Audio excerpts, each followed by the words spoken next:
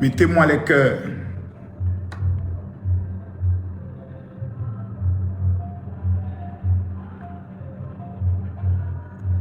Oui, c'est ça, c'est bon. C'est ça. Mettez-moi les cœurs, s'il vous plaît.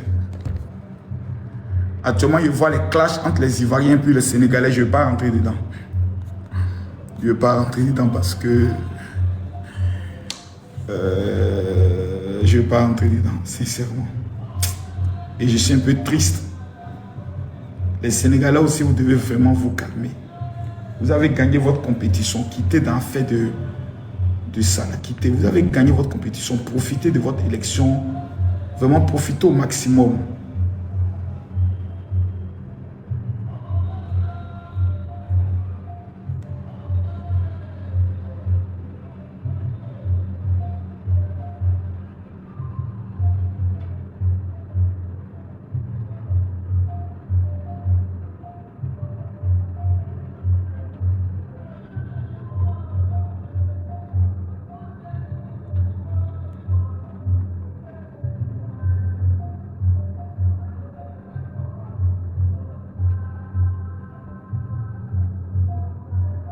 Je ne vois pas les cœurs.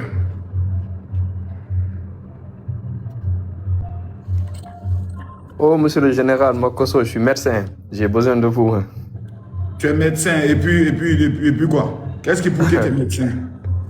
Ben, je suis médecin, je ne vais pas vous mentir sur ça. Je peux même mettre mon Beaucoup de caméra. commentaires sur les réseaux. Ok, mais regardez, donc, je suis dans mon bureau. Et que voulez-vous? Ben, je suis médecin en oncologie. Je m'occupe des cancers. Donc, en gros, comme vous savez maintenant, la spiritualité fait partie maintenant, c'est intégré à l'hôpital. Même si j'ai... ouais, ben, je vous mens pas. Donc, je suis comme, encore une fois, je suis dans mon bureau, comme je vous le montre. Vous savez, les gens qui sont malades, qui ont certaines pathologies chroniques en fin de vie, ils voient soit le pasteur, moine... Et qu'est-ce que vous attendez de moi? Non, j'ai un patient africain, d'origine africaine. Là, je travaille en Suisse. J'ai un patient d'origine africaine qui m'a dit qu'il aurait aimé parler à un pasteur. Je ne sais pas, je ne connais pas votre profession. Hein. Je suis juste passé et j'ai vu que vous parlez un peu. Certains vous appellent pasteur et tout ça, donc je me dis, ben, pourquoi pas tenter? J'ai essayé, ça fait plus de 2 heures, je fais la queue, j'essaie de monter, j'envoie des messages pour... Et le patient, il est où? Il est en ambulatoire, je suis en Suisse, à Genève, donc il est à Genève avec moi. Écrivez-moi inbox, je vais vous donner mon WhatsApp. Ok, ben je vous envoie mon... Je m'abonne à vous. Je vous envoie mon... Avec lui sans aucun problème, ce serait un honneur. C'est pas, encore une fois... Non, envoie-moi ça un truc. Parce qu'il y a des gens vraiment qui veulent parler, surtout les gens qui ont le cancer, tout et tout.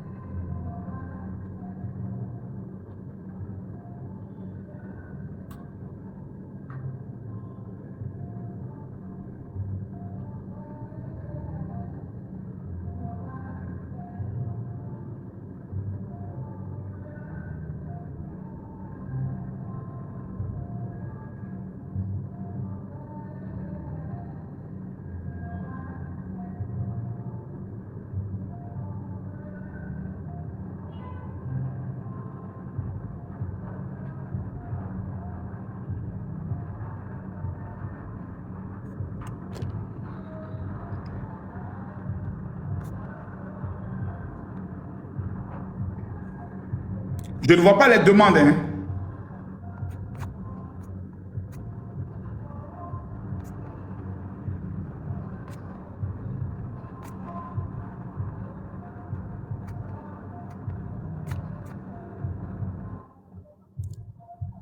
Qui veulent savoir l'explication, comment faire Et là, ils ont été plus rusés. C'est ce qu'on appelle la ruse. Bah oui, mais sur ce point, on est unanime, ça fait l'unanimité. Mais malheureusement, si au fait ils réclamaient le droit au moment où l'arbitre a refusé le but, à mon avis, ça allait faire l'unanimité au lieu de s'imposer au penalty qui était Oui, c'est tout ça, évident. c'est tout ça. C'est penalty à la dernière minute, mais c'est fini. Nigeria est éliminé, plutôt Sénégal est éliminé. Oui, mais le penalty était indiscutable. Mais le penalty est indiscutable. Il y avait penalty. Oui, c'est indiscutable. Mais il faut crier la marmaille, le scandale. Ben, c'est de la mauvaise foi, au moins. Aïe, c'est tout ça, c'est pas par hasard là. Quand l'heure du ramasseur de balles, on prend la serviette de notre gardien pour le déséquilibrer. C'est tout, on dit c'est pas par hasard. Ok. Bon, le deuxième point, moi j'ai pas l'occasion de vous croiser ici à Paris. Au cas où si vous passez ici et que vous avez des projets à réaliser, nous sommes ici pour réaliser des projets. Peut-être qu'on pourra mieux en discuter en inbox si vous êtes vous. Je m'abonne à vous. J'ai des projets à réaliser en France. Écrivez-moi. Ok. Ok. Donc j'ai fait le retour. Bah c'était ça. Portez-vous bien ici là. Les belles filles, je veux maintenant que ce soit les pays, il y a trop de filles. Bonsoir. Les invitations, j'aime pas. Allô. Bonsoir, Monsieur Mouba. Bonsoir. Vous allez bien? Ça va. Ok. Désolé pour le début d'abord, mais je ne suis pas venu pour vous poser des questions, mais je suis juste venu pour vous parler, quoi, vous voyez. Puisque je suis un Guinéen, mais hors du pays. Je vois votre manière de défendre la Guinée. Et beaucoup de Guinéens apprécient ça. Moi, je suis un Guinéen qui supporte Doumbouya, mais votre manière de défendre Guinée ne me plaît pas, quoi. J'aimerais que vous diminuiez un peu. Le volume est trop fort et certains ne comprendront pas. J'ai compris. Vous défendez la Guinée, mais votre manière de défendre la Guinée peut nous diviser des autres. Puisque quand vous défendez la Guinée, vous attaquez l'autre pays, nos pays voisins. Donc comme ça, ils ne vont pas comprendre que c'est attachement, mais ils vont venir saboter le pays et nous, on ne va pas se laisser faire. Donc on va se saboter. Donc dans amusement comme ça, il y aura un conflit entre nous. D'accord. En faisant la promotion de la Guinée, je ne vais plus d'abord comparer la Guinée à un autre pays. J'ai compris. Voilà. Faites la promotion du pays sans toucher les voisins. Parce qu'ils ne vont pas comprendre. Nous, dans le pays, c'est comme votre débat avec Damaro. On a tout suivi. Donc, vous étiez là à faire le promo du pays, mais bon, il y a certains qui ne comprenaient pas. Ils vont venir défendre Damaro, puisque Damaro, c'est un Guinéen décent. Donc, ils vont dire que Makos est venu faire la propagande. Donc, forcément, il y aura un conflit entre nous, les Guinéens d'abord. Ceux qui vont supporter Damaro, nous, on ne va pas les supporter. Et nous qui sommes derrière Doumbouya, les gens de Damaro ne vont pas nous supporter. Donc, dans amusement comme ça, il y aura un conflit entre nous, quoi. J'ai compris. Donc, c'était juste ça, quoi. Merci. Merci, mon frère, pour tes conseils.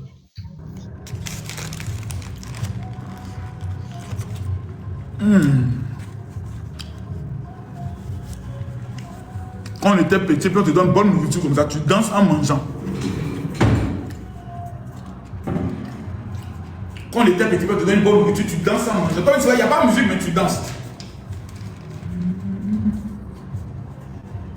Qui a déjà fait ça? Dans ce que tu chantes.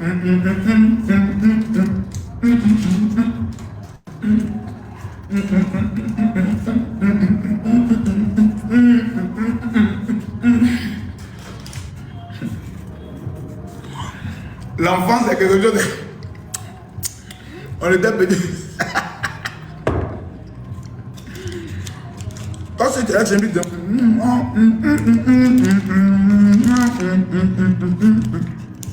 Enfance. Je suis en blanc.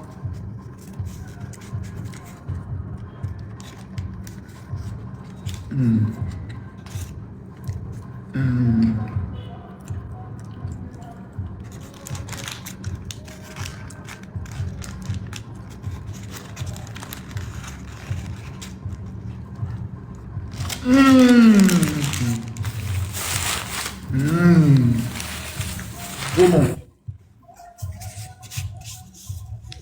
Là, je viens de rompre mon jeûne. Allô? Ouais, bonsoir le général. Parle comme un homme. Bonsoir. Ouais.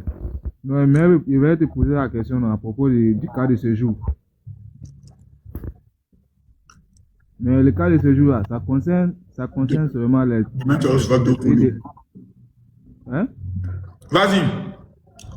Et ça concerne seulement les pays de l'AES, tout ça, c'est tous les étrangers. Non, déjà, il faut savoir que la carte de séjour existe déjà en Côte d'Ivoire. Voilà, comment on appelle ça, les Gabonais qui veulent vivre en Côte d'Ivoire payent carte de séjour. Les ressortissants de l'Afrique centrale qui vivent en Côte d'Ivoire, ils payent carte de séjour. Les Diana Bouli et autres, elles payent carte de séjour. Maintenant, maintenant, c'est pour les pays de l'AES. Comme ils ne sont plus de la CEDEAO, voilà, on va leur demander de payer la carte de séjour. Mais c'est quoi Gamel a fait ça? Pardon?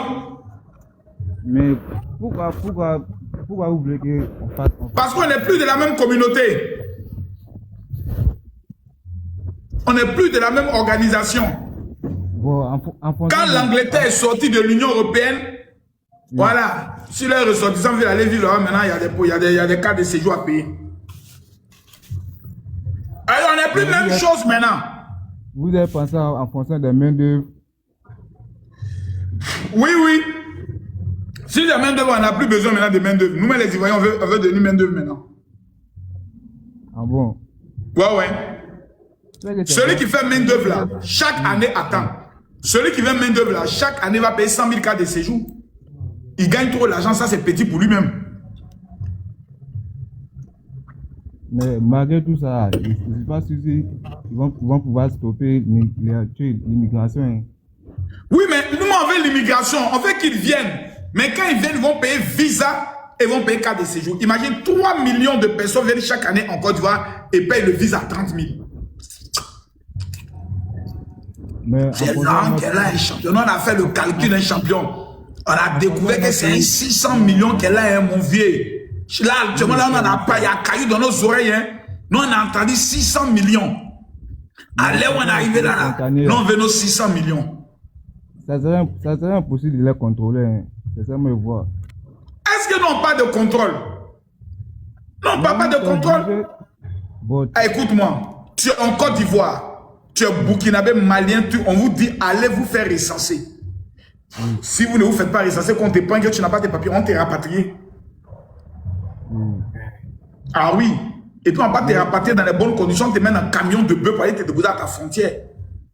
Et si ton pays refuse de te prendre, on va t'enfermer à la frontière là-bas dans des conditions bizarres. C'est le même problème là qui va revenir encore. Quel problème qui va revenir? Comme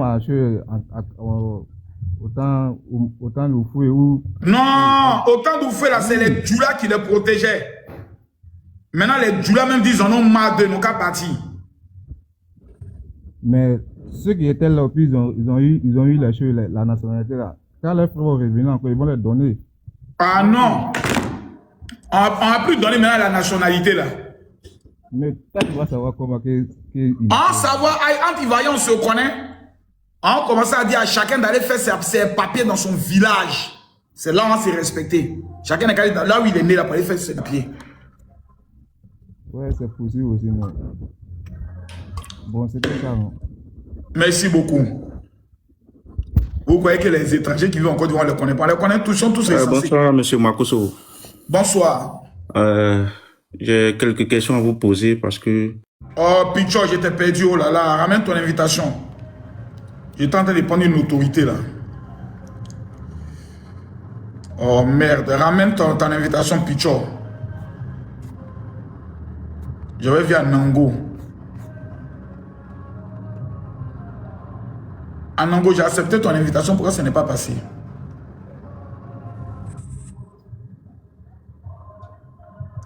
Monsieur Serge Anango. Comment vas-tu, mon cher général? Je vais très très très bien. Et chez vous? Nickel, ça va. Il fait doux. Il fait pas très froid, donc on est content. C'est magnifique, c'est vraiment magnifique, c'est vraiment magnifique.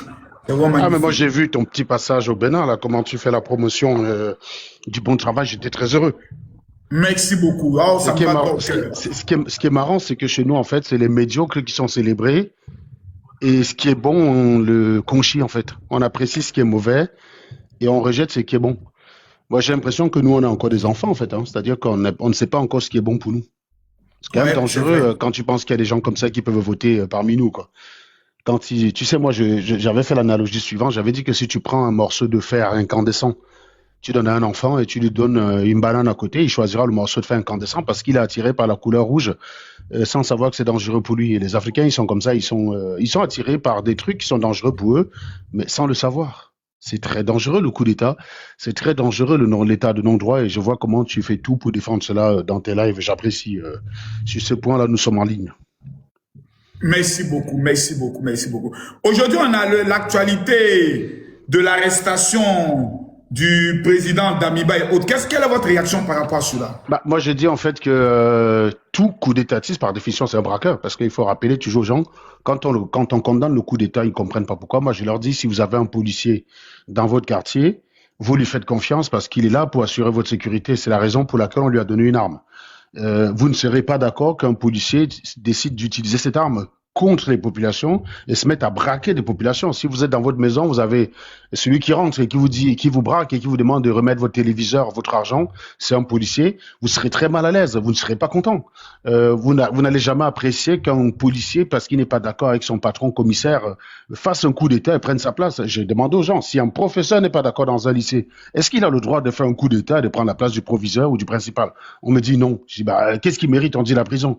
Je dis alors, qui au-dessus d'un militaire, au sommet de la hiérarchie militaire, c'est le président de la République. Et le militaire, il est mu par son devoir de loyauté, de fidélité, de respect, quoi. Donc, il doit agir dans un cadre strictement légal. Il n'a pas le droit d'agir en dehors de la loi. Et il n'y a rien dans la loi qui autorise un militaire à renverser sa hiérarchie, quoi. Il n'y a rien. Et donc, un militaire qui le fait, c'est comme un policier à qui on a donné une arme.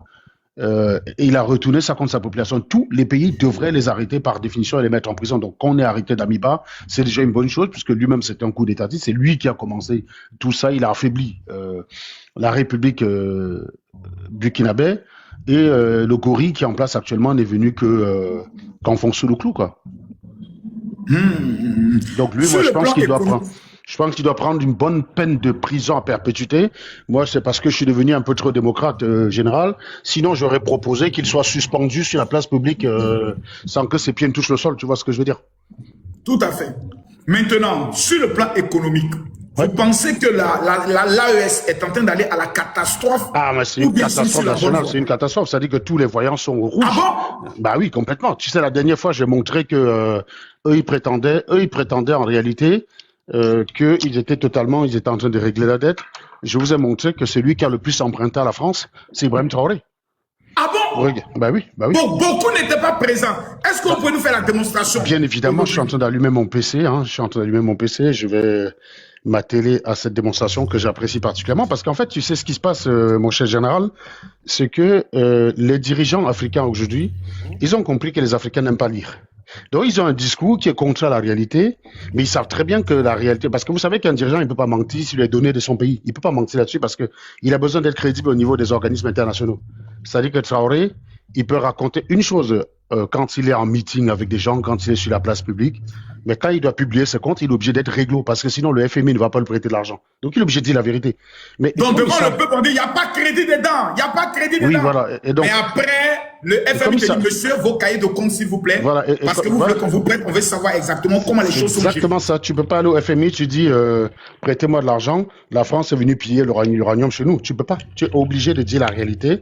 Et la réalité, On quand tu as va mis... passer à l'uranium tout à l'heure. Donc, vous êtes en train de me dire ici que Ibrahim Traoré prend des crédits avec la France, le FMI, la Banque mondiale. Oui, il prend l'argent, il prend l'argent FMI.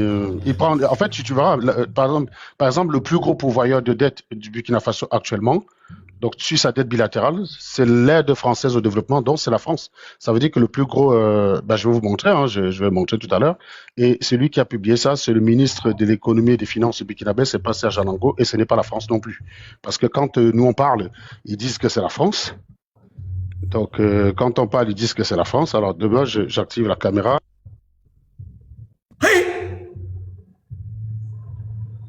Quand on parle, ils disent que c'est la France. Ben, maintenant, on va leur montrer. Voilà. Salut, mon général.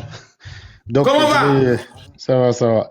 Donc, je vais tourner la caméra. Vous avez ce document qu'on appelle, c'est publié sur Internet, hein, vous pouvez le trouver, il suffit de chercher. Hein.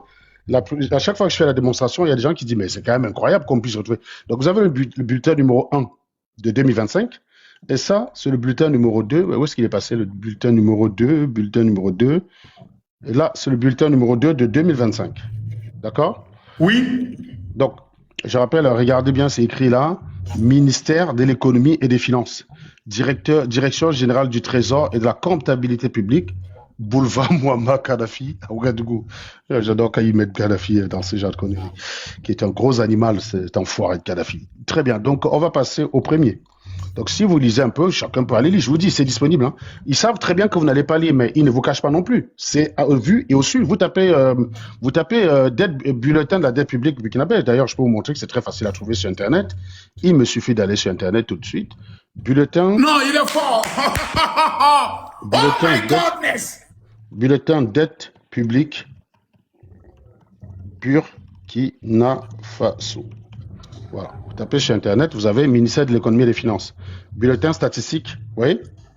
Voilà, c'est bien www.gov.bf. Hein. Voilà, vous cliquez dessus. Ouais. Voilà. C'est très facile, hein, ça se trouve très facilement en un clic. Il faut juste que la connexion marche. Ça se trouve assez rapidement en un clic. On a déjà fait la démonstration plusieurs fois. Allez, charge, diantre. D'ailleurs, quand vous regardez, vous voyez bien que quand vous tapez, vous avez la même page de garde qui est là. Hein. Tout à fait. Bah, il faut que j'aille sur Google parce que ce truc qui ne veut pas marcher. On va aller sur Google. Sur Google, ça devrait être mieux. Hop. Donc, bulletin dette publique Burkina Faso. Voilà. Hop, on clique dessus. Et voilà. Donc, on peut ici ouvrir dans un nouveau lien. Alors, pourquoi ça marque qu'on ne peut pas ouvrir? Qu'est-ce qui se passe? Est-ce que vous êtes sûr qu'ils ne sont pas allés supprimer ça à cause de... Ils ont bloqué là. D'ailleurs, regardez, c'est écrit dessus directement. Quand vous arrivez là, vous voyez bien que c'est... Donc vous avez été capable de télécharger ça. Montrez-nous maintenant le téléchargement. On a téléchargé, mais c'est bizarre. Je ne comprends pas pourquoi on n'arrive plus à télécharger. C'est curieux. Vous voyez, c'est un document.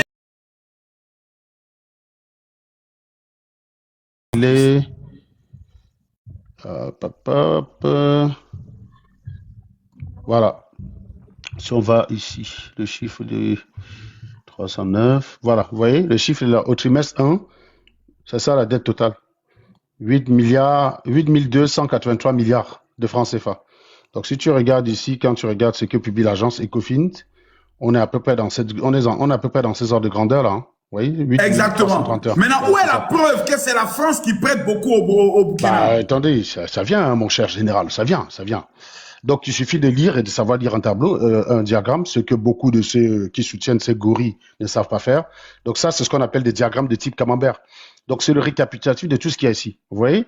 Donc, vous avez ici la répartition de la dette extérieure bilatérale, de l'administration centrale par créancier et par pourcentage. Observez dans le bulletin numéro 1 de 2025, on était à 43,3%. Ça, c'est l'AFD. Hein. Donc, tu as vu la Russie quelque part là, généralement? Non, il n'y a pas de Russie. Voilà. Donc, on te raconte que la Russie, c'est partenariat gagnant-gagnant. Elle n'est nulle part. Même le Koweït prête plus de l'argent au Burkina Faso que les Russes. Les Russes ne leur font en aucun cas confiance. Il y a zéro argent russe là-dedans. Tu vois très bien? Oui, absolument. Mets-moi plus en grand que ça, général, pour que les gens attends, je te mets plus en grand même. Attends, je te mets parce qu'il y a des gens qui ne voient pas bien. Attends. Ça même, c'est la chose la plus facile. Attends, je vois ici, c'est quoi où on met changer. C'est quoi ces histoires? Réduit. Attends, je gère ça rapidement. Je viens ici et maintenant je clique ici et je te fais en grand. Voilà. Donc, tu peux observer là déjà. Regarde déjà, quand tu regardes la répartition, il n'y a nulle part Russie. Tu vois, même l'Inde, on voit la Chine, on voit les pays, on voit les Saoudiens. Donc, tu as remarqué que la majorité là, c'est la France. Hein. Donc là, c'est la France qui est en marron là. C'est la France, ça c'est la France. Mais ce n'est pas fini. Ça, c'est le bulletin numéro 1 de 2025, mon général. On va aller sur le bulletin numéro 2. Alors, là où ces abrutis disent que non, on a remboursé les dettes, normalement, on est d'accord que si c'est vrai, la dette de la France devrait diminuer, on est d'accord? Tout à fait. Eh ben, on va regarder ce qui s'est passé. Sauf que dans le bulletin numéro 2, on est passé de 43 à 51. Oh my Donc, tu as God! vu? Donc, en 2025, celui qui détient la plus grande partie de la dette burkinabé, ben, c'est la France. L'AFD, ça s'appelle Agence française au développement. C'est la France. Donc, ils sont là tous les jours avec des discours pour dire partenariat gagnant-gagnant. Normalement, on devrait voir la Russie. Si c'est la Russie qu'on devrait voir là, mais elle n'est nulle part. Tu vois que même la Russie, toujours pas de Russie. Il n'y a rien. Il n'y a rien avec la Russie. Mais ça, je vous dis, c'est des documents publics. Hein. Je ne comprends pas pourquoi j'arrive par aller là-dessus. Parce que franchement, j'aurais bien voulu aller dans le site même du gars pour télécharger. Vous allez voir. Tapez, bulletin statistique de la dette publique au Burkina Faso. C'est très simple. Et on voit bien, c'est le site du Burkina. Voilà, c'est le site du Burkina. Voilà, ben, www.finance.gov.bf. C'est le Burkina Faso. Fichier. Voilà, vous voyez, c'est marqué Canberich, je ne sais pas pourquoi. Ils ont bloqué ça. Ben, Ils ont bloqué. À cause de la honte, vous ne voulez pas qu'il y ait des Burkinabés aillent voir la vérité parce qu'on a commencé à publier cela. Je sais qu'Ibrahim Traoré nous suit. Mais Dieu, vous avez pu télécharger. Je sais qu'Ibrahim Traoré nous suit parce que quand il parlait au Mali, des Africains qui demandent qu'on recolonise l'Afrique, ils parlaient de nous parce que c'est nous qui demandons ça régulièrement. Donc je sais qu'Ibrahim Traoré est abonné à nos pages. Et donc c'est vrai que depuis un certain temps, on l'a fait un peu mal en leur montrant cette réalité qu'ils ne veulent pas. Parce que je vous dis encore une fois, vous qui soutenez les gens comme Ibrahim Traoré, sachez qu'ils se foutent de votre gueule parce qu'à écouter leur discours, ils n'ont plus rien à voir avec la France. Mais non, actuellement, ceux qui les tiennent par les couilles, c'est la France. Et je vous invite à aller lire ce genre de documents. Donc, c'est bien beau de nous présenter des péages que vous avez fait chez vous, blablabla, machin, bidule. Hein. Vous avez tous les projets qui ont été financés. Hein. Voilà, AFD, Agence française de développement, vous avez tout. Vous avez tout ça. Vous avez tout là. OK. Voilà. OK, maintenant, monsieur... Et c'est publié par l'État burkinabé. C'est pas la France, les gars. Donc, d'accord, donc là-bas, on a tous les projets. Mais ça veut dire que j'aimerais vous poser. Parce que j'aimerais que vous puissiez me répondre clairement. Je vais essayer de qu'on se mette maintenant au même niveau et autres. Dites-moi, on nous parle de l'autoroute qui serait financée, comment on appelle ça? Sous fonds propres. Sous fonds propres, voilà. Ouais, est-ce que techniquement parlant, c'est vrai? Non, c'est pas possible. C'est pas possible. C'est faux. C'est du foutage de gueule. En fait, en général, quand un pays dit, il faut expliquer aux gens, aux giclus qui nous regardent, parce que j'appelle ce type d'espèce de giclures. Quand un pays dit en général sous fonds propres, les seuls pays qui disent d'ailleurs ça, c'est des pays voyous. Un État normal ne dit jamais sous fonds propres. Vous ne pouvez pas développer votre pays sans de la dette. C'est important de le rappeler. Par exemple, quand quelqu'un vous dit j'ai acheté, c'est comme si Makoso, vous avez un gars qui vous dit je suis videur au supermarché Carrefour à Bobigny, d'accord? Donc on sait que son salaire touche, il est veilleur quoi. Il est, comment on appelle ça là, les mecs qui font la surveillance dans les supermarchés là. Vigiles. Les vigiles, voilà, merci. Donc on sait que son salaire ça tourne dans les 1600, 1800. Et puis il vous explique qu'il a acheté une baraque à Neuilly à 400 000 sur fonds propres. Alors de deux choses l'une, soit il vous se fout de votre gueule, soit c'est un trafiquant de drogue. C'est comme ça. Donc, je dis dans la réalité, ce n'est pas possible. Pour acheter sur fonds propres, il faut de l'argent. Le PIB du Burkina Faso a augmenté, non pas parce que la production a augmenté, pas parce qu'il y a eu de l'activité, c'est parce que les cours de l'or ont augmenté, point à la ligne. C'est-à-dire que vous pouvez augmenter votre PIB sans effort. Il suffit que les cours de l'or augmentent, et bien le PIB mécaniquement va augmenter puisque vous vendez la même quantité d'or. Vous pouvez même vendre moins d'or, mais et avoir plus d'argent. Parce que c'est les coûts qui ont augmenté. Ça ne se traduit pas en richesse pour le Burkina Faso. Ça, c'est les choses que les gens doivent comprendre. Donc, le FC fonds propres, ce n'est pas possible. Déjà, vous voyez très bien que le Burkina Faso ne fait qu'augmenter sa dette vis-à-vis de la France. Elle est incapable de financer quoi que ce soit sur fonds propres. Il suffit de rappeler une autoroute. En général, on est à 2 millions de kilomètres. Donc, imaginez 330 millions de kilomètres. 330 kilomètres. Donc, vous pouvez faire le calcul de ce que ça donne, mais il faudrait expliquer d'où vient l'argent. Donc, quand un pays vous dit en général sous fonds propres, ça veut dire que soit elle se fout de votre gueule, ça veut dire qu'elle va faire un gros tapage pour après finalement construire une piste. Ça, c'est la première option. Soit elle va se foutre de votre gueule, elle ne va rien construire du tout, et vous allez passer votre temps à espérer, puisque d'ailleurs, quand ils arrivent, ils vous disent « Souffrez les gars, tenez bon les gars, tenez bon, souffrez pour que moi, je puisse rester en place. » Parce qu'il n'est pas en train de dire « Souffrez pour un lendemain meilleur ». Ce n'est jamais ça. Hein. 42 ans de Kadhafi, c'était de la merde. Allez regarder les Libyens. Classement World Happiness de 2025. La Libye est le deuxième pays le plus heureux en Afrique après l'île Maurice. C'est hyper important de le rappeler. Parce que beaucoup d'entre vous pensez que les Libyens souffrent. C'est faux, archi faux. Vous n'avez jamais questionné les Libyens. Vous utilisez les Libyens pour servir votre idéologie. Mais allez regarder ce que disent les Libyens de Kadhafi. Allez regarder comment ils vivent aujourd'hui l'absence de Kadhafi. Économiquement, c'est mieux. Et en termes de liberté, en termes d'épanouissement, ils sont 1000 fois mieux aujourd'hui. Ce qui explique que toi, Ivoirien, sache que le Libyen se sent plus heureux que toi. Là où tu es tous les jours en train de dire « Ah, Kadhafi, à cause on a tué Kadhafi, la Libye souffre ». Il ne souffre en rien. Il ne souffre en rien. Et je mets au défi quiconque est la Et donc nous tenons seulement que de la propagande. C'est que la propagande. C'est que de la propagande. C'est que de la propagande, voilà. Bien orchestrée, bien manifestée, techniquement, sans aucun statistique concret. Non, techniquement, aucune autoroute ne peut se faire sur fonds propres au Burkina Faso en l'état de leur économie, puisque leur dette est progressive. Leur dette va grandissante. Ce n'est pas possible. Vous pouvez parler de fonds propres quand vous produisez énormément. Et encore une fois, je ne comprends même pas cet intérêt de ce fonds propre. Quel est l'intérêt d'acheter votre maison cash si vous pouvez acheter du crédit et vous faire de la trésorerie? Quel est cet intérêt? Personne ne fait ça, Makosso. Tu comprends ce que je veux dire? Même moi-même aujourd'hui, malgré ce que je gagne, quand je m'en vais en supermarché et que je vais acheter un meuble, si on me propose d'acheter en 4 fois sans frais, j'achète en 4 fois sans frais, direct. Qu'est-ce qui va faire que je suis pressé? Dans les 4 mois, je vais gagner 4 fois plus de salaire et je vais payer le quart du meuble. Ça va rien me coûter. C'est comme si j'ai rien dépensé, en fait. Donc, je ne comprends pas ces abrutis qui sont fascinés par l'idée de « j'ai payé cash, j'ai payé ». Ça ne veut rien dire. C'est des conneries. Ma piscine, je pouvais la financer cash. J'ai dépensé ma piscine, c'est l'équivalent de 2 mois de salaire. J'ai pris crédit pour ça, point. Parce que je le paye sur plus longtemps, c'est pas grave. Et je me fais une trésorerie. Mon épargne augmente. Si je meurs aujourd'hui, cette piscine sera remboursée directement parce que le crédit s'accompagne d'une assurance qui couvre. Mon argent, c'est resté sur mon compte et c'est la banque qui va financer la piscine. Vous êtes des débiles, vous ne connaissez même pas comment le système fonctionne et vous écoutez des bonimenteurs qui n'ont jamais fait des crédits de leur vie. Vous parlez de crédit. Donc, non, il n'y a pas de vertu à dire, je n'ai pas de crédit. Le crédit, c'est le signe d'une confiance. On vous prête parce qu'on vous fait confiance. Si on ne vous fait pas confiance, on ne vous prête pas. Donc, quand quelqu'un a du crédit, ça veut dire qu'il a une activité qui rassure les banques. Les banques, ce ne sont pas vos amis, ce ne sont pas les gentils, ce ne sont pas les mécènes. La banque ne prête que si elle est sûre de récupérer de l'argent. Donc, moi, j'ai plus tendance à prêter de l'argent à quelqu'un qui a déjà un crédit en cours qu'à quelqu'un qui n'a jamais eu de crédit. Est-ce que vous avez des informations sur la situation du Niger, par exemple? Le Niger, par exemple, le Niger, actuellement, vous avez remarqué qu'ils avaient confisqué 1000 tonnes d'uranium d'Orano.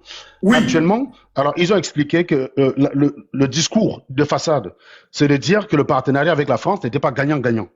C'est le discours. Oui, parce qu'on nous a fait croire que la France payait l'uranium à un prix assez. Ça, j'aimerais qu'on revienne sur ça.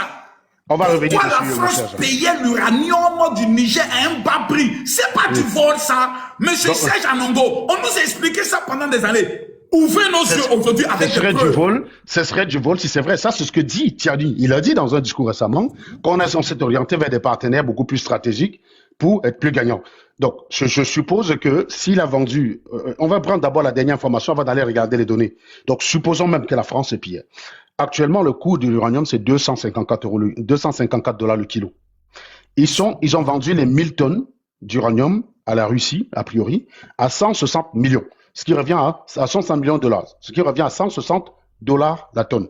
Ça veut dire 85 $ de perdu pour chaque kilo d'uranium vendu. Donc, perte totale, 85 millions d'euros, soit 65 milliards de francs CFA. Donc, on parle de partenariat gagnant-gagnant. Ça veut dire que si on regarde à combien la France achetait l'uranium à l'époque, si on regarde comment elle a toujours acheté au-dessus des cours du marché, eh bien, je peux vous garantir que la même France aurait acheté cet uranium au double du prix et je vais vous apporter la preuve. Non, monsieur Anongo, ne me dites pas. Attendez, monsieur Anongo, on va aller calmement. Vous savez que nous ne sommes pas allés loin dans les études. Vous êtes en train de me dire ici que la France achetait au double du prix du marché pendant que la Russie, qui est un partenaire gagnant-gagnant, achète en dessous. Voilà, c'est ça. Ben écoutez, je vais d'abord commencer par vous montrer le fameux décret. Il est où le fameux décret d'Élitier là? Voilà, ça c'est un décret qui fixe, on parle de l'initiative pour la transparence des industries extractives. Voilà, hop. Ça c'est ce document-là. On va d'abord commencer par l'authentification. Donc, vous voyez bien, il y a un décret qui signe la gestion de cette société-là. Donc, République du Niger, vous voyez ici, décret du 30 juillet 2020. Ce décret n'a jamais été aboli par le GORI en place, qu'on appelle TIANI, donc Dispositif national de mise en œuvre de l'initiative pour la transparence dans l'industrie extractive du Niger. Voilà, donc on a le décret qui est là. On a un document qui est signé, donc on va descendre en bas, on va voir tous ceux qui ont signé. Donc c'est signé par le secrétaire général adjoint du gouvernement et par le président de la République de l'époque. Ce document est toujours en vigueur, il n'a jamais été aboli. Eh ben, on va aller regarder ce que publie ITIE donc, dans son édition de novembre 2025. Donc c'est un document du Niger, hein, vous avez bien vu, hein, c'est le Niger, ITIE Niger. Et c'est pas facile à trouver sur Internet. Donc vous allez tomber sur le site du gouvernement du Niger. Donc il raconte ici, le Niger produit de l'uranium depuis 1911 par la société des mines de l'Aïr, qu'on appelle la Somaïr, et les compagnies minières d'Akuta Kominak à partir de 1978. La Somaïr a été créée en 1968. La répartition du capital est la suivante. État du Niger 15%, CEA 45%, groupe privé 40%. Voilà. Donc déjà même dans la Somaïr, le Niger, l'État n'est pas majoritaire. La répartition avant la nationalisation est État du Niger et Sopamine par Sopamine 36,60%, Kogema devenu Orano 37,48% et CFM 25,92%. Donc la Cominac, blablabla. Bon, voilà. Donc c'est l'historique de tout qu'il faut souvent aller lire. Maintenant, on va aller regarder. Ça, c'est du coup en préambule. Donc ça, c'est un petit résumé. Ça, c'est la courbe des évolutions du prix de l'uranium, monsieur le général. D'accord? En orange, c'est le prix du marché. Et en gris, c'est le prix auquel la France achète. Est-ce que tu remarques pas que la plupart du temps, la France est au-dessus? Au tout début, c'est le cas, hein, le gris est au-dessus. Il y a quelques années où c'est en dessous parce que vous négociez les prix sur du long terme. Donc, il peut y arriver que les cours augmentent de façon surprenante, mais quand vous négociez vos prix sur du long terme, votre courbe est là. Donc, pendant de 1975 à 1979, la France se payait en dessous. Mais de 1979 jusqu'en quasiment 2004, la France est au-dessus. Pendant presque 30 ans, la France est tout le temps au-dessus. Il y a qu'entre 2004 et 2007... La France a toujours payé de 1979 jusqu'en 2003. En 2003, la France a payé au-dessus du coût du marché. D'ailleurs, tu verras, on va aller regarder le tableau tout à l'heure. Tu verras que, regarde par exemple ici, la France paye 4 fois plus. Le prix du marché, il est là. Je te parle du prix spot. Hein. Le prix spot, c'est le prix le plus haut du marché. On est là. Et la France paye le quadruple. Donc ici, il se passe qu'il y a une augmentation imprévue de l'uranium. Personne n'avait vu cette augmentation. Donc il y a un pic. Et donc la France, comme elle négocie sur du long terme, elle voulait rester constante parce qu'elle disait que c'est un pic, c'est passager. Il n'y a pas besoin de se casser la tête pour négocier les contrats. C'est ici donc que le président du Niger avait demandé à Sarkozy de renégocier les contrats pour gagner un peu plus, pour pouvoir profiter de ce pic-là. Ils avaient voulu profiter et Sarkozy avait accepté. Donc Sarkozy a augmenté, on est allé jusqu'à là. Et puis remarque que très rapidement, ça a rechuté et la France est quasiment tout le temps au-dessus. Donc maintenant, on va aller regarder plus en détail le tableau. Le tableau, il est là, monsieur.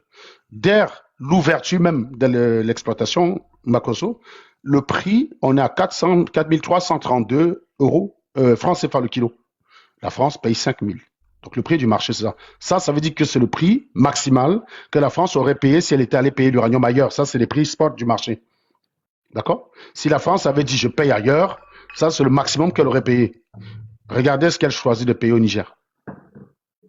Donc, en 72, on a moins de 4000. La France paye 5000. En 76, on a 3700. La France paye 4500. Je rappelle que c'est un document du Niger, hein, c'est pas la France qui a publié ça pour une fois, les gars. Donc vous pouvez, si vous dites que ce document est faux, allez dire que Tiani vous ment. Et dans ce cas, tirez les conclusions. Si Tiani vous ment ici, ça veut dire qu'il vous manque tout le temps. Donc soit c'est des deux, vous n'avez aucun moyen de vous en sortir. Soit Tiani vous ment, et dans ce cas, c'est un très mauvais dirigeant. Soit il vous dit vrai, et dans ce cas, c'est encore un très mauvais dirigeant puisqu'il vous ment. Voilà. Donc il n'y a aucune situation où vous en sortez, les gars. Voilà. Et il y a quelqu'un qui dit c'est faux. Pharaon, Giovanni, tu peux demander la parole, Makosso te fait monter. Tu viens discuter avec moi, je suis tout à fait preneur. Moi, je veux un contradicteur. Hein. Je ne suis pas à l'église. Donc, Makosso, s'il y a quelqu'un qui veut monter m'affronter, tu prends. Demande-leur de aucun problème. S'il y a quelqu'un qui n'est pas d'accord, tu le prends. Je ne suis pas à l'église ici. Donc, tu vas monter, tu vas me dire en quoi c'est faux, tu vas me dire ce que tu as en face. Merci beaucoup. Observe ici ceux qui veulent monter, je vais les prendre même. Mais vas-y. Il y a qu'en 74, de 74 à 78, qu'il y a une augmentation de l'uranium qui n'est pas suivie dans les mêmes proportions de l'augmentation à la France. Mais remarque que quand c'est gris foncé, ça veut dire que la France paye au-dessus. Et quand c'est gris clair ou blanc, ça veut dire que la France paye en dessous. Et donc, de 1979 jusqu'en 2003, comme je te disais, La France paye au-dessus.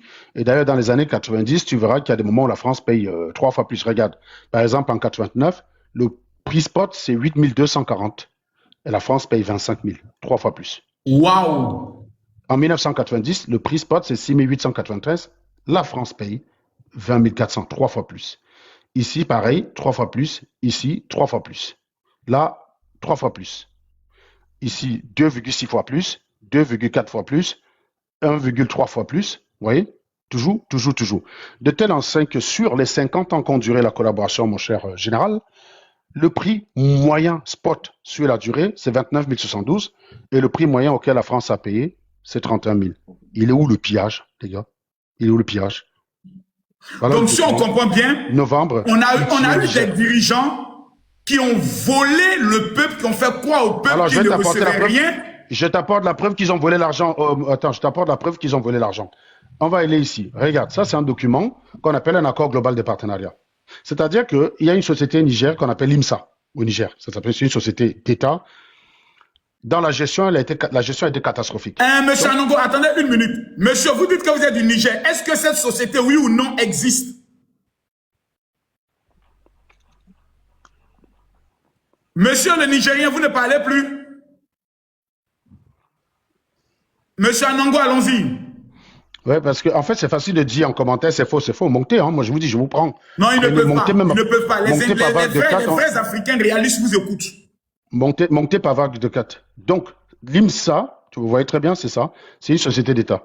Cette société, dans sa gestion, les Nigériens ont volé l'argent dedans. Ils ont volé l'argent dont la société était en presque faillite. Et comme ils sont obligés d'avoir des comptes pour être conformes à ce que prescrit l'article 666 de l'OHADA relatif aux droits des sociétés commerciales et groupements d'intérêt économique, il faut renflouer les caisses pour pas que la société coule. Donc les Nigériens ont volé l'argent et ils demandent à Orano de compenser. Donc c'est dans cet accord ici. Donc c'est un accord qu'Orano n'est pas obligé de le faire. Hein. Ça veut dire que quand Orano va au Canada, Orano se contente d'acheter l'uranium. Oh, tais-toi, il a fait des problèmes. Après, tu as posé tes questions, il y a quoi? Après, je pose une question, mon ami, j'ai fini. Quand Orano va au Canada acheter l'uranium, elle paye juste l'uranium. Quand il va au Kazakhstan, il paye juste le Kazakhstan. Quand il va en Australie, il paye juste l'uranium. Mais quand il va au Niger, non seulement il paye l'uranium, il construit les écoles, il construit les routes, il construit les mosquées, il construit les bâtiments d'État. Oh, mon ami, il faut t'aider d'abord. Un seul ici, c'est faux, il ment. Ok, monsieur Anongo, une minute, attendez. Non, attends, ouvrez le micro de monsieur Aminou. Makoso. Monsieur Aminou, écoutez-moi d'abord. D'abord, on va s'écouter. Monsieur Aminou, vous êtes de quelle nationalité?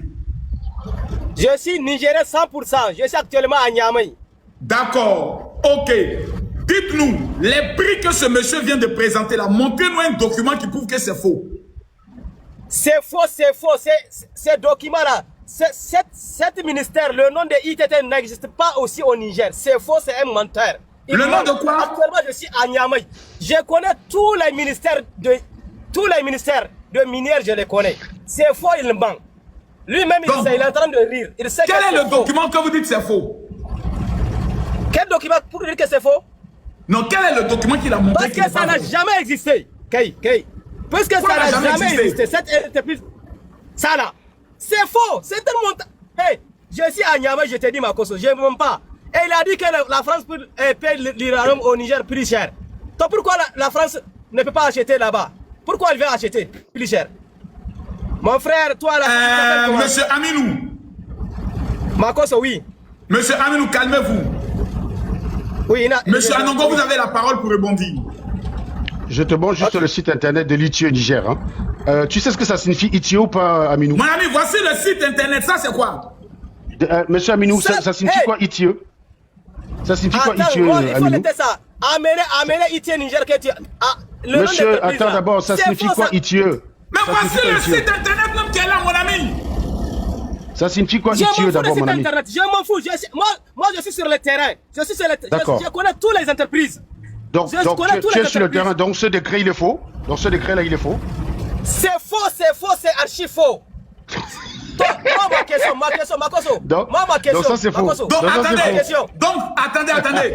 Attendez. Monsieur Larouana Ibrahim n'a jamais été secrétaire général adjoint du gouvernement. Quoi? Monsieur, la signature qu'elle a, le nom qu'elle a là, c'est faux. Oui. Non, le nom que tu as dit là, moi je sais. C'est en quelle année? C'est en quelle année? C'est en quelle année il a ce document-là? C'est en quelle année? Le 30 juin 2020. Le 30 juin 2020. 2020. Oui. C'est faux. C'est faux. Bon, je te pose une question. S'il te plaît. Attendez. Le 30 juin 2020. Demande-lui ce que ça signifie Itieux. Demande-lui ce que ça signifie Itieux.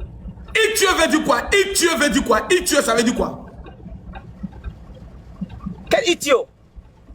Itieux, ça veut dire quoi? Ma cause, ce document-là, moi je ne suis pas d'accord. Je sais que c'est une manip. Avant-hier, même, quelqu'un m'a amené ça. C'est le même document. C'est faux, c'est un menteur. Maintenant, je te pose la question, s'il te plaît. En 2020, tu avais quel âge? En 2020? En 2020? Oui. En 2020, voilà. Moi, j'ai 30 ans en 2020. En 2020, tu avais 30 ans. Et tu ne connais pas qui était le Premier ministre en 2020. Le Premier ministre? Le Premier ministre du Niger en 2020, c'était qui? C'était un Touareg, c'est Birigi Rafini, non? Qu'est-ce que tu penses? Tu as dit quel nom? Birigi Rafini, c'est un Touareg. Et le ministre des Mines? Et le ministre des Mines, c'était qui? Et le nom du ministre des Mines, c'était qui? Le ministre des Mines? Oui, c'était qui? Je ne me souviens pas. Je me souviens pas le nom du ministre des Mines. Monsieur Anango, est-ce que dans ce document, il y a le nom du ministre des Mines? Bah, quand tu signes les accords comme celui-ci, regarde. Tu vois, il s'appelle Dr Ahmad Jidout. Ministre des Finances. Pardon, c'est ministre des Finances. Ministre des Finances. Il s'appelle comment? Hey, docteur. Hey, dis-moi. Écoute. Amène-nous. Le docteur oui, Ahmad. Attends, mon ami. Voici le nom du ministre des Finances qui a signé le document avec les cachets. Ce ministre des Finances, il a existé, lui ou non? Le docteur Ahmad Jidouk, là, il a existé, oui ou non, en tant que ministre des Finances en 2020? En 2020? Moi, à mon connaissance, je ne sais pas. Ça n'a pas existé. Oh, quitte là-bas! Non, attends, moi, on quitte là-bas! On te montre des documents clairs, les signatures, les cachets, tout est propre. Tu vas venir nous parler ici. Et le voici le ministre là. Le voici ici, voici les photos du ministre. Voici les photos du ministre. Oh my God! Oh my God! Anango, tu es dangereux! Anango, tu es fort! Papa, tu es fort! Papa, tu es fort! Oh my God! Papa, tu es fort! Papa, tu es fort! Papa, tu es fort! Oh my godness! Maman Langay! Vous croyez que vos ministres sont bêtes comme vous? Voilà ton ministre. Voilà votre ministre. Vous croyez qu'ils sont bêtes comme vous? Ce gars, il a fait l'école, hein? Ce mec, c'est un docteur, hein? Il est docteur, le mec, en économie. Ce mec, c'est un docteur en économie. Alors, Makosso, ce mec-là en face, monsieur Nicolas Maes, c'est un ingénieur. Et ce gars, c'est un docteur en économie. Au moment où il signe ce genre de document, à ton avis, qui est plus calé que l'autre? Qui comprend mieux l'économie que l'autre? Bon, moi, je ne sais pas. Oui. Puisqu'il est docteur en économie, lui, il est juste puisqu'il est docteur en économie, c'est ça. Voilà. C'est-à-dire, soigne l'économie. Vos amis veulent tout vous expliquer que parce qu'il est noir et que lui, il est blanc, forcément, il a escroqué. Alors que lui, il comprend tout mieux que lui. Tu comprends ce que je vais dire ou pas? En fait, ceux qui sont les premiers à insulter les intellectuels africains, c'est les Africains eux-mêmes. Parce qu'au moment quand on signe un document comme ça, c'est lui qui peut mieux comprendre la subtilité du contrat, c'est lui. C'est lui. Docteur en économie. Tandis que lui, il est juste ingénieur. Donc, revenons maintenant sur le sujet parce qu'il a voulu nous distraire. Vous nous expliquez ici actuellement que la France, pendant tout ce temps, a acheté l'uranium au plus cher du marché. Mais on nous a fait croire que sans le Niger et l'uranium du Niger, la France dormirait dans l'obscurité, qu'il n'y aurait rien. Attends, j'ai juste eu un appel, 2 secondes. Là, tu m'entends, là, général Makosso? Je vous entends. Voilà. Oui, c'est ça, c'est exactement ça. La réalité est tout autre. Et ça, c'est un document publié par Tiani. C'est un document publié par Tiani. Itieux Niger, c'est géré par les Nigériens. Hein. Regardez bien. Hein. C'est un site avec NE. Il tue au Niger. Voilà. Donc, vous avez toutes les infos là-dedans. Vous pouvez aller télécharger les hydrocarbures, les mines, tout le tralala. Tout y est. Tout y est. Vous avez toutes les infos là-dedans. Voilà. Donc, ça, on sait très bien que vous n'allez pas lire. Vous préférez écouter les gens. C'est-à-dire qu'ils savent qu'ils ne vont pas lire. Parce que c'est des gens qui aiment très bien que vous n'irez pas lire. Les On sait très bien parce que moi, tout ce document-là, je l'ai lu. Là, il fait 14 pages. Je l'ai lu. C'est un document qui demande quand même un certain niveau de compréhension pour comprendre. Ça, c'est le décret sur l'ITIE, d'accord, qui montre très bien que voilà, c'est le décret sur la publication des comptes sur l'ITIE. Et puis voilà, quoi. Je veux dire, ces documents-là, on sait très bien que vous n'irez jamais lire. Vous allez vous arrêter à la couverture. Vous allez dire, Ibrahim Traoré est capable de vous montrer la couverture et de vous raconter n'importe quoi sur le contenu. Il sait très bien que vous n'irez jamais lire. Parce que vous êtes... Monsieur Anambo, ouais. Revenons sur le Niger. Donc, pendant tout ce temps, la France payait au-dessus. Ben, c'est ce que nous disons depuis des années. Qu'est-ce qui s'est passé maintenant, depuis l'arrivée de Tiani? Qu'est-ce qui s'est passé avec l'uranium? Ben, c'est que depuis l'arrivée de Tiani, il faut savoir une chose, c'est que Tiani est illégitime. Tiani est là grâce à la faveur de ce qu'on appelle l'anti-France. C'est l'anti-France qui est là. Et donc, il doit, comme on dit, il doit être cohérent avec cela. Et donc, comme il n'est pas légitime, puisqu'il n'a pas été élu par le peuple, pour garder une certaine légitimité auprès d'une partie de la population, il va venir avec des discours populistes qui consistent à dire « abat la France ». Et donc, il est obligé de rompre ses accords, de s'asseoir sur ce que la France leur donne comme argent, quitte à sacrifier une partie de la population. Donc, il n'a pas le choix. Mais dans les faits, comme je dis, dans les documents que lui-même publie, il reconnaît que la France est meilleur payeur, c'est tout. Donc, c'est la seule chose qui peut expliquer la rupture des accords, c'est juste que si Tiani commence, si Tiani va, tu as vu les 1000 tonnes d'uranium là, les 1000 tonnes d'uranium qui étaient stockées. Si, imaginons Tiani vend ça à la France à 400 € le kilo. Imaginons, hein. Les gens, même si c'est 400 € le kilo, est-ce que tu crois que ces gens vont aller regarder le prix du kilo vendu par Tiani, comparer ça au prix du marché pour dire « Ah oui, il a fait une bonne affaire ». Non. Dès qu'ils vont voir France, ils vont devenir débiles. Donc Tiani préfère vendre ça 3 fois moins cher à la Russie parce qu'ils savent que les gens ne vont pas soupçonner plutôt que de vendre ça 10 fois plus cher à la France. Même s'ils vendent ça à la France 10 fois plus cher, les abrutis comme celui qui est monté tout à l'heure ne vont jamais aller regarder pour comparer, pour dire « Ah oui, non, c'est une bonne affaire. C'est une bonne affaire. » Parce que Bazoum, souviens-toi, Bazoum, avant d'être renversé par ces gorilles, disait justement que la relation commerciale qu'il y a entre Orano et le Niger est à l'avantage du Niger, que Orano leur rend service en venant là. Ils n'ont pas compris, parce que la France peut acheter son uranium à plus de 5 endroits. D'ailleurs, je te l'apprends, Makosso, la Mongolie a découvert l'uranium sur son sol. Qui est-ce qu'elle a appelé pour venir exploiter ça? Orano.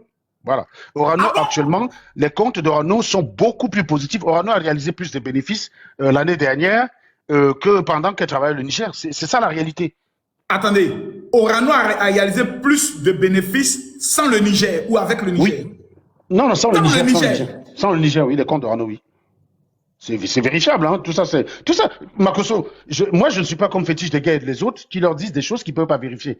Tout ce que je vous dis est vérifiable sur Internet. Allez regarder la publication des comptes d'Orano, vous comparez, c'est tout. Vous allez voir que votre fantasme, et pour information, pour ceux qui fantasment que la rupture avec Orano, avec le Niger, ça peut créer des problèmes d'électricité en France, il faut arrêter, les gars. La France, sur son sol, a à peu près 25 années de stock d'uranium. La France a 25. Attendez.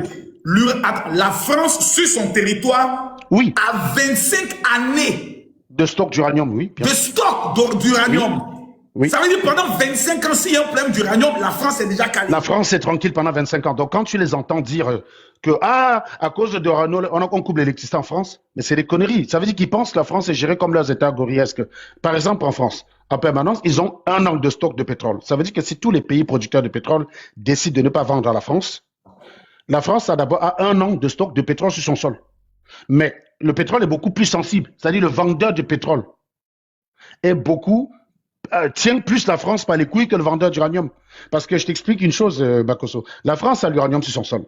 La France a des déchets d'uranium sur son sol qui font que, avec des réacteurs nucléaires de génération 4, ces déchets peuvent les alimenter et ça donne une autonomie de 200 années. Ça veut dire que si aujourd'hui tout le monde dit on ne te vend plus l'uranium à la France a 15 années pour développer un nouveau type de réacteur nucléaire qu'on appelle les générateurs 4 et utiliser les déchets des générateurs qu'ils ont utilisés depuis 1960 et là-dedans, ils ont 200 ans de stock. Ils ont 200 ans d'autonomie. Monsieur Anango, pourquoi on comprenne mieux qui êtes-vous exactement? Je suis ingénieur en thermique énergétique avec 5 années dans l'énergie nucléaire. Ah, maman! Attendez, reprenez encore, je n'ai pas bien entendu. Qui êtes-vous, monsieur Anango? Ingénieur, je sors de l'école polytechnique de Nantes, ingénieur thermique énergétique mécanique de fluide, avec 5 années d'expérience en tant qu'ingénieur dans le domaine du nucléaire. Ce qui veut dire que vous pouvez enseigner Tiani. C'est de ça, je sais de quoi je parle. Maman, on nous fait écouter les Brahima Maïga, on nous fait écouter les Johnny Pacheco et les ingénieurs sont là. Moi-même, quand ils parlent, je dois me taire, prendre big et feuille pour prendre des notes. Papa, je te demande pardon. Mon père, sauve-nous. L'Afrique est perdue. Les illettrés sont tentés de nous malmêler. Ils sont tentés de nous détruire. Nous sommes en train de partir à la dérive. Qu'est-ce que vous pensez du langage des panafricains? Est-ce un danger pour l'Afrique ou est-ce un avantage? C'est pour ça d'ailleurs qu'ils sont très efficaces parce que tout populisme va d'abord naître du fait qu'on va expliquer aux Africains que l'école n'est pas intéressante. C'est d'ailleurs le discours de Traoré, Traoré qui dit l'école n'apporte rien puisque l'école ça rend paresseux. Voilà. Donc on a ce discours-là qui va consister à rejeter les personnes compétentes dans la matière et aller écouter les bonimenteurs. Voilà. Donc, il préfère écouter celui qui ne sait pas de quoi il parle. Il préfère écouter, par exemple, Fétiche de guerre raconter des bêtises, c'est beaucoup plus drôle que d'écouter quelqu'un qui sait de quoi il parle. Parce que quand tu sais de quoi tu parles, on te dit que tu es là pour marmailler. Mais en fait, non, la science ne ment pas. Ça veut dire que n'importe quel scientifique arrive à cette conclusion-là, c'est tout. C'est comme ça. L'uranium, les gens, ils sauront même pas vous dire pourquoi on utilise l'uranium, comment fonctionne une centrale nucléaire, ils savent même pas. Parce que tu te rends compte qu'on est parti expliquer aux Africains qu'on pouvait leur vendre des centrales nucléaires. Voilà. Mais non, c'est pas possible, les gars.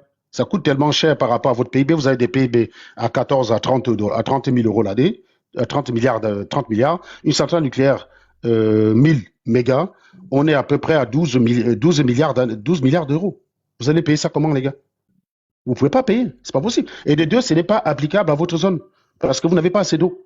Ça apporte des défis. Et en plus, le CEA ne peut jamais autoriser que des gens qui vivent dans des pays dont l'insécurité est criarde puissent posséder une centrale nucléaire. Vous êtes dangereux, les gars. Des djihadistes prennent ça et font exploser. Vous vous retrouvez avec un accident nucléaire à cause des djihadistes. Non, vous pouvez pas, c'est pas possible. Donc c'est de la plaisanterie. Je sais pas si les Russes ont promis à l'AES des centrales nucléaires, ils se sont foutus de votre gueule. Ce n'est pas possible. Il y a plus pertinent. Si on vous prend au sérieux, il y a plus pertinent. Vous avez plein d'ensoleillement dans votre zone. On peut décider, par exemple, de mettre des capteurs solaires photovoltaïque partout, on capte l'énergie et l'excédent de cette énergie qui est captée en journée sert à faire tourner une centrale, un électrolyseur qui va produire de l'hydrogène que vous faites tourner dans vos centrales nucléaires, dans vos centrales thermiques la nuit. C'est-à-dire que parce que la nuit il n'y a pas de soleil, vous produisez beaucoup d'énergie en journée, vous fabriquez de l'hydrogène, donc vous alimentez les maisons bien sûr, les usines, mais vous alimentez vos maisons avec cette électricité-là. L'excédent, vous fabriquez de l'hydrogène avec, qui va vous permettre d'alimenter vos centrales thermiques le soir. Voilà, quand le soleil est couché, quand le soleil se lève, les centrales sont à l'arrêt, les usines d'hydrogène fonctionnent, et ainsi de suite. C'est comme ça que ça marche. Ça, c'est plus pertinent pour l'ensoleillement que vous avez que de venir vous raconter des conneries du type centrale nucléaire. Ça n'a aucun sens. C'est du foutage de gueule qu'on vous apporte. C'est juste qu'on se fout de votre gueule. Et parce qu'ils sont conscients que nous sommes des illettrés, nous n'allons pas à l'école, et que tout ce qui est dit abat la France avec le passé de la colonisation et de l'esclavage, automatiquement, ça développe en nous une haine. Donc, la meilleure manière d'escroquer les Noirs aujourd'hui, c'est de simplement dire, c'est la France qui nous attaque. C'est de dire, c'est la France, c'est de dire, l'école n'est pas important.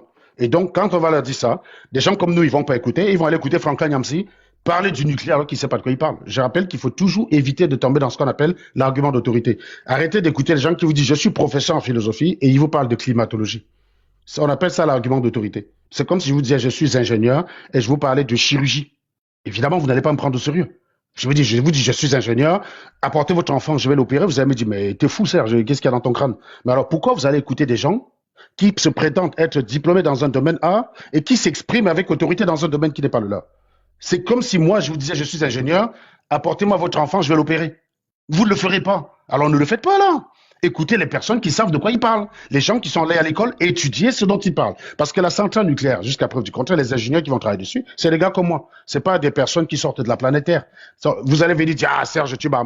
Il n'empêche que ceux qui... Parce qu'on a vu au Burkina des gens qui sont en train de construire des bétons. Au Burkina, des gens qui sont en train de faire des bétons. Ils disent qu'ils vont faire sortir bientôt une centrale nucléaire. Non, une centrale, déjà, ça prend 15 ans. Pour construire une centrale nucléaire, il faut au moins 15 ans. Mais il faut aussi, une fois, pour que ça ait un sens, il faut un réseau de distribution adapté. Parce que l'énergie, tu ne peux pas le stocker. Une fois que tu le produis, tu dois le distribuer. Donc, pour pouvoir faire une centrale, il faut déjà un réseau de distribution implanté, qui existe, qui soit pour transporter l'énergie. Sinon, tu ne vas pas transporter l'électricité par pigeon voyageur, Makoso. Tu vas le transporter comment? Déjà, la distribution est foireuse. Dans ces pays, c'est catastrophique. Je crois que le Burkina Faso utilise encore les vieilles centrales au fioul. Donc, comment vous voulez que les mecs passent au nucléaire? La centrale au fioul, c'est la centrale la moins chère, bas de gamme et la plus pourrie qui existe. Donc, tu vois, un mec, c'est un peu comme si, dans ton quartier, Makoso, tu as un mec qui roule en Toyota Corolla parce qu'il n'a pas les moyens. Et puis, subitement, il te dit qu'on lui a promis une Ferrari. Ça n'a aucun sens, c'est pas possible. Donc, il y a trop de choses à remplir avant d'aller au nucléaire. C'est pas n'importe quel pays. Vous voyez que les pays comme l'Italie, ils n'ont pas le nucléaire. Vous croyez que c'est pourquoi? Vous avez des pays développés qui n'ont pas le nucléaire. Comme l'Italie, ils n'ont pas le nucléaire. Bah oui, ils n'ont pas de nucléaire. Le nucléaire, c'est pas n'importe quoi.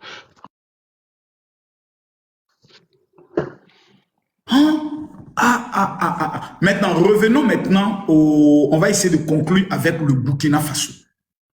Quand vous regardez aujourd'hui le Burkina Faso, il faut bien comprendre une chose. Vous souffrez.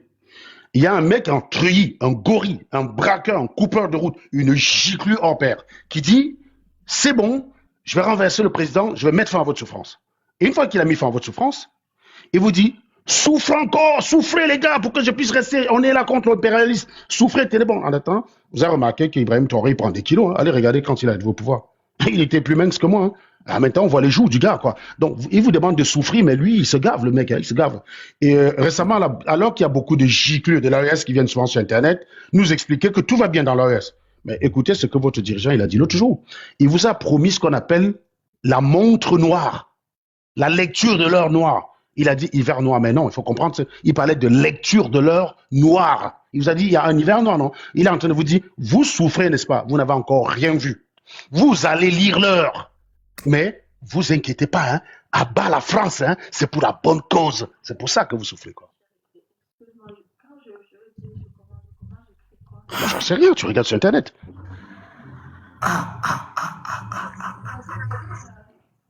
c'est fort ce qu'il est en train de nous dire.